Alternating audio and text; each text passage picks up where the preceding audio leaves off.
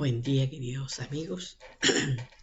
Continuando, o más bien dicho, casi ya finalizando el tema, aunque el tema del reino de Dios y el tema del nacer de nuevo, por supuesto que bíblicamente abarca mucho más, pero esto es algo así sintetizado y más práctico.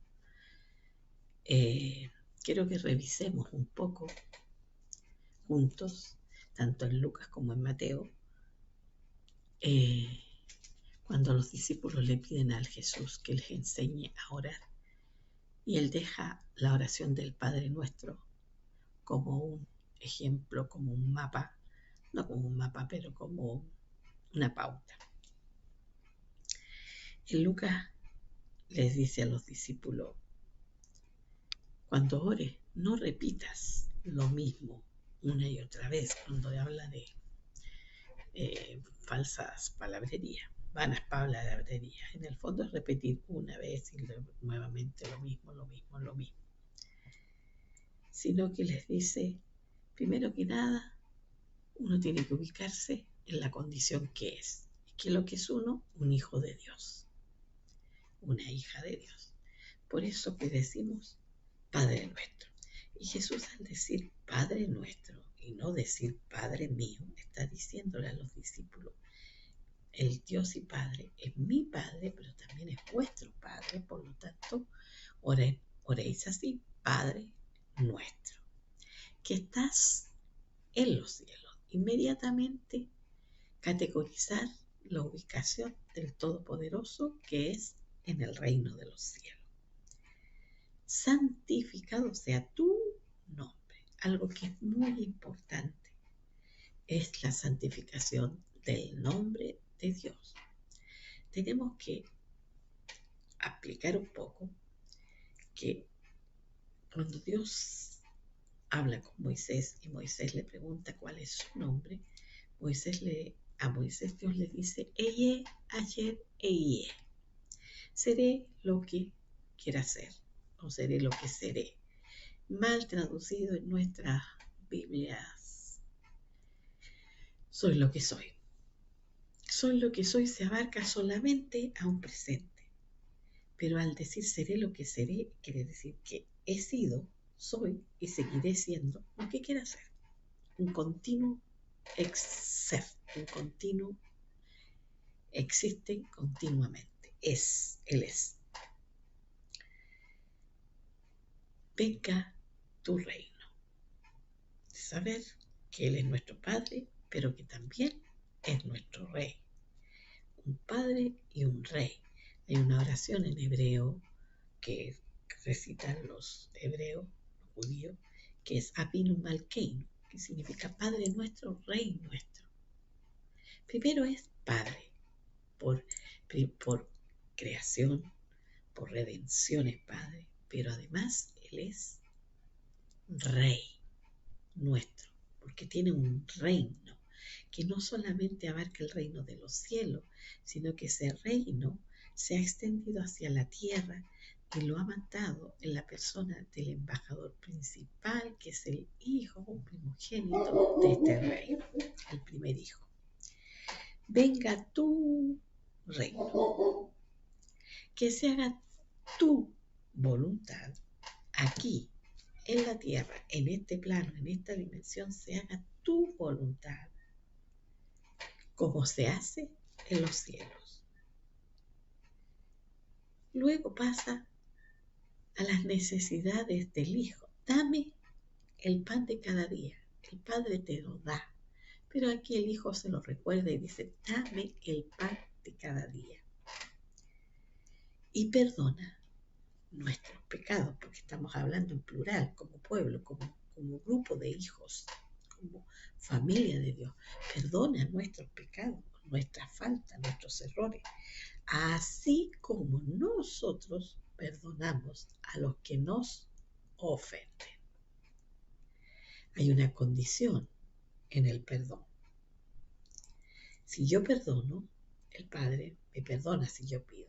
Si yo pido perdón al Padre, pero yo a su vez no perdono a alguien que cayó en una falta conmigo, ese perdón del Padre hacia mí queda detenido hasta que yo perdone, hasta que yo desate la otra persona que a mí me falló, que, que dijo algo o hizo algo en mi contra. Inmediatamente, cuando yo perdono aquí en la tierra a alguien inmaterial, igual que a mí, que me hizo algo, dijo algo o algo me afectó, en los cielos el Padre me perdona. Todo está dentro de este contexto, la oración, una oración principal. Dirigirnos a Él como hijos, porque somos principalmente hijos, somos su pueblo, pero somos sus hijos. Reconocer la paternidad de Dios. Por eso dice Padre nuestro, que estás en los cielos. Eres el Padre que reina sobre los cielos y también sobre la tierra. Aunque no a veces no se vea la expresión del reino de Dios acá en la tierra, depende de nosotros. Depende de nosotros si esa expresión del reino de Dios se va a ver acá en la tierra. Dice, santificado sea tu nombre, santificado, apartado. ¿Por qué es tan importante la santificación de su nombre? Porque cuando, eso no lo dije, cuando Moisés le pregunta a Dios, dime cuál es tu nombre, que voy a ir donde los hebreos que están en Egipto y me van a preguntar cuál es el nombre de este Dios, porque acostumbrado dentro de la cultura egipcia habían tantos dioses, Ramón, Ra, etcétera, etcétera. Entonces, ¿cuál es tu nombre? Y él le dice Yeh, que se abrevia por 4 letras hebreas que es Yod, Hei, Vod, Hei. Y en esas 4 letras, Yod, Hei, Vod, Hei, el que seré, es el nombre que debe ser santificado. Antiguamente, en la época de Moisés, no solamente los sacerdotes, el pueblo conocía ese nombre y lo usaba cuando oraba y todo lo demás.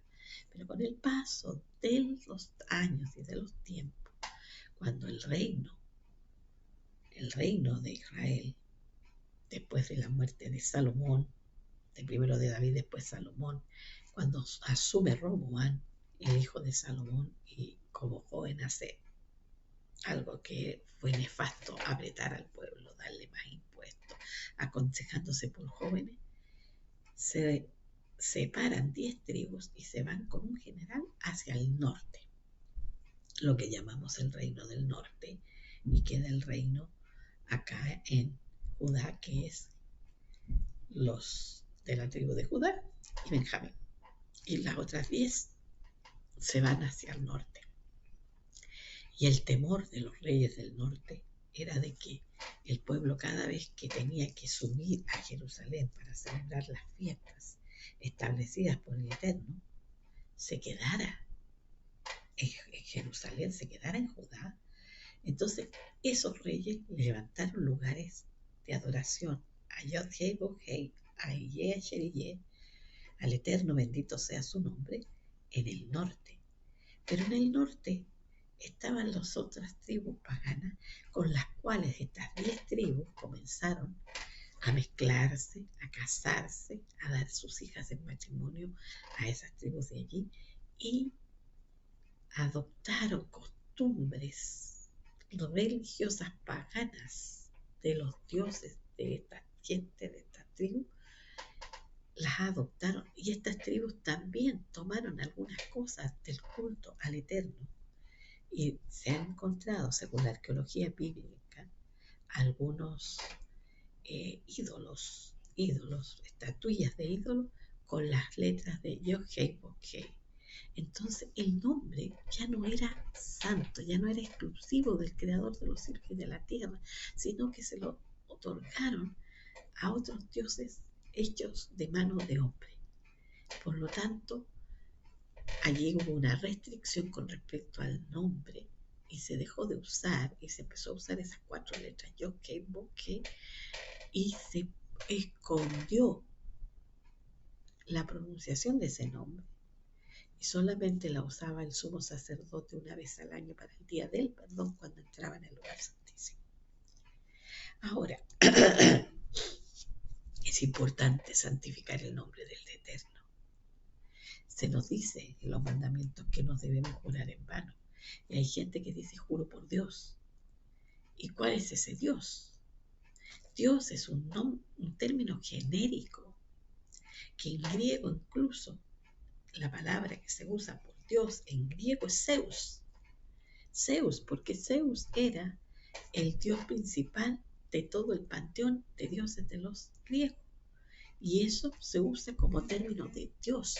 Pero Dios, el Eterno, el Creador, el Padre, el Santo bendito sea, el siempre existente, el Eterno, es el Creador por sobre todas las cosas. Por lo tanto, santificamos su nombre y pedimos que su reino venga a la tierra y se haga la voluntad del Eterno, primeramente en nuestras vidas, en la vida del pueblo y en el vida de la tierra. Que cuando pedimos por nuestras necesidades, por el pan diario, y para que nos perdone, nosotros debemos perdonar. Debemos tener la naturaleza del Padre perdonadora. Dejar la hipocresía. ¿Qué significa dejar la hipocresía? No poner una cara de santo para que te vean. No hacer una limosna y que todo el mundo te vea que tú haces misericordia. La misericordia se hace en secreto. Cuando tú das, que no sepa tu izquierda lo que tu derecha hace, dice el Evangelio. Lo que te está queriendo decir que lo haces sin tocar trompeta. Sin en el momento, no en el momento en que se dice se va a recoger una ofrenda para fulano de tal y allí tú te haces notar, no, en secreto. ¿Por qué? Porque cuando tú das al necesitado, no lo tienes que divulgar para que ese necesitado no sepa quién se lo dio y no se sienta endeudado con hombre de carne y de sangre, sino que su agradecimiento vaya al Padre, porque es el Padre el que te dio a ti para que tú des. También dijo Jesús, cuando tú ores, no te vayas a colocar en un lugar público y ponte a orar allí que todo el mundo te vea, sino entra en lo secreto. ¿Qué es lo secreto? Entrar dentro de tu alma, en lo secreto, ora a tu Padre, que nadie te vea. Esa es la oración interior, la oración que tú haces diariamente, en la cual tú manifiestas todas tus inquietudes y preguntas todas las directrices que necesitas para tu vida. Cuando ayunes, tampoco toques trompeta y pongas una cara de que estoy ayunando. Ayuna en secreto. Si apartaste un día en que no quieres comer ni beber y estar a solas con el Eterno en oración, dedicarte a orar solamente a estar en esa intimidad, no toques trompeta, no avises, no digas. Dice que si acumulamos en este plano riquezas, cosas, aquí actúa la polilla y el orín que corrompe. Más mejor hacer y acumular bienes en el reino. ¿Cómo? Haciendo misericordia, ayudando a los demás, proveyendo para las necesidades del necesitado, estar siempre allí. Lo otro que nos dice que nunca vamos a poder servir a dos señores, porque vamos a servir a uno y vamos a negar al otro. No podemos servir a Dios y a la riqueza. Si tú te vas a dedicar para ser un potentado, dedícate a las riquezas.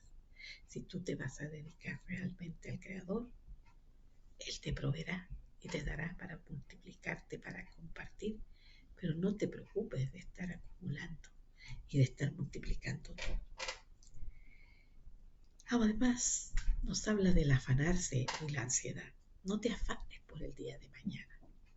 No sabes si el día de mañana va a estar el hálito de vida en ti, si vas a respirar en el día de mañana.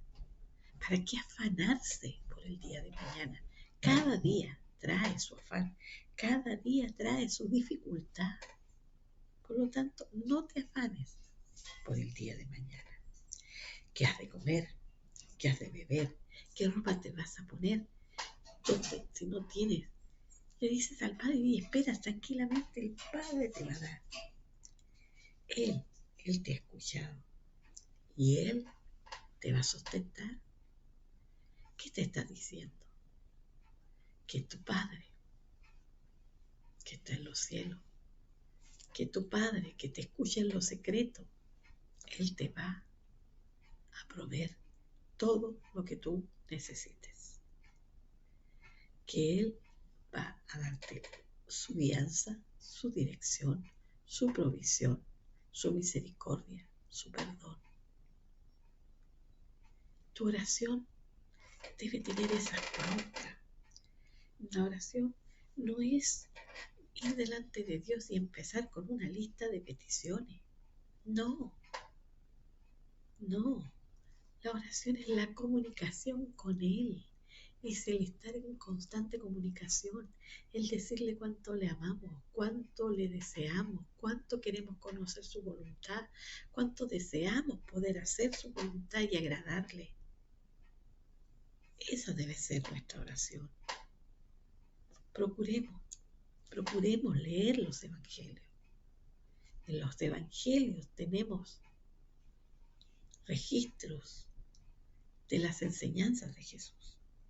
Procuremos leerla, procuremos pedirle a Dios que si nos están claras para nosotros, se nos aclaren y se nos revele. Pero es importante la comunicación con Él. ¿Cuántos dicen que quieren dedicarse al servicio del Señor y vivir por fe? Y una vez que están en el servicio, que le llaman ministerio entre comillas, empiezan con la preocupación de los afanes de lo que falta y empiezan a pedir y no le piden al Padre, sino que simplemente a la congregación la empiezan a cargar, que necesitamos esto, que necesitamos esto otro, que necesitamos acá, que necesitamos allá. Antiguamente, hablando de los años 1800, 1900 al comienzo, los grandes siervos del Señor, todos se lo pedían al Padre.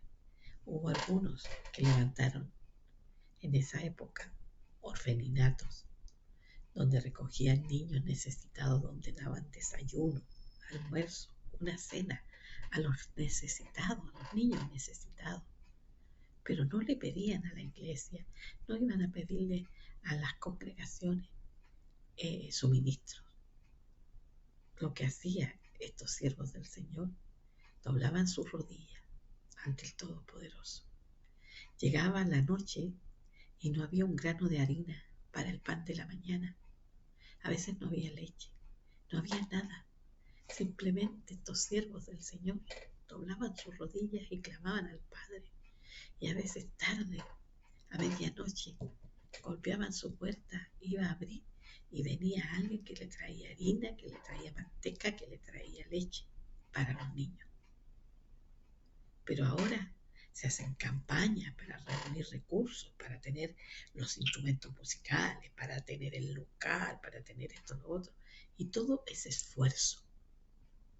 Pero el esfuerzo que debemos tener es pedirle al sustentador. Vivir por fe es depender de Él. Él conoce tus necesidades y las suple.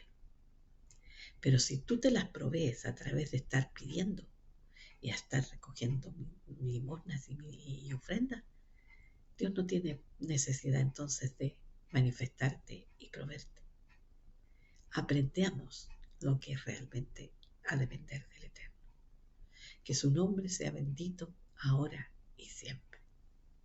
Si te gustó el video, dale un me gusta, suscríbete al canal, compártelo con otros. Ten un buen día.